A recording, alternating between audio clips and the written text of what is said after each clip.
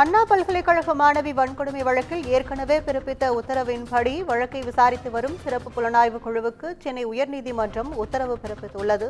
வழக்கு தொடர்பாக செய்தியாளர்களை துன்புறுத்துவதாக சென்னை பத்திரிகையாளர் மன்றம் சார்பில் முறையிடப்பட்டு விசாரணை என்ற பெயரில் செய்தியாளர்களின் செல்போன்கள் பறிமுதல் செய்யப்படுகிறது என்று பத்திரிகையாளர் மன்றம் சார்பாக புகார் கொடுக்கப்பட்டுள்ளதை அண்மை செய்தியாக பார்த்து வருகிறோம்.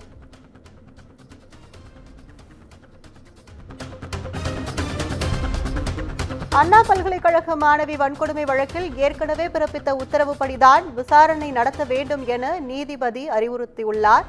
காவல்துறை எல்லை மீறினால் உச்சநீதிமன்றத்தில் மனு தாக்கல் செய்ய நீதிபதி வலியுறுத்தியுள்ளார். முதல் தகவல் அறிக்கை பொதுத்தளத்துக்கு வந்த பிறகு அதை யார் வேண்டுமானாலும் பார்க்கலாம் எனவும் உயர்நீதிமன்றம் தெரிவித்துள்ளது.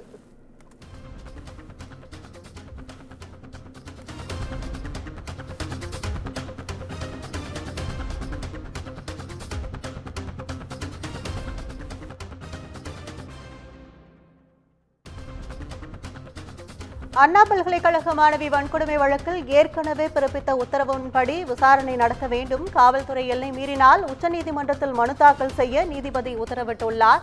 முதல் தகவல் அறிக்கை பொதுத்தளத்துக்கு வந்த பிறகு அதை யார் வேண்டுமானாலும் பார்க்கலாம் எனவும் உயர்நீதிமன்றம் தெரிவித்துள்ளது.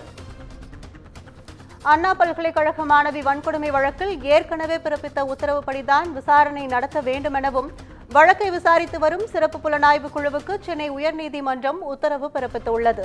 வழக்கு தொடர்பாக செய்தியாளர்களை துன்புறுத்துவதாக சென்னை பத்திரிகையாளர் மன்றம் சார்பில் முறையிடப்பட்டு விசாரணை என்ற பெயரில் செய்தியாளர்களின் செல்போன்கள் பறிமுதல் செய்யப்படுவதாகவும் பத்திரிகையாளர் மன்றம் சார்பாக புகார் அளிக்கப்பட்டுள்ளது. மேலும் தனிப்பட்ட விவரங்களை கேட்டு துன்புறுத்துவதாகவும் பத்திரிகையாளர் மன்றம் சார்பாக புகார் அளிக்கப்பட்டுள்ளது.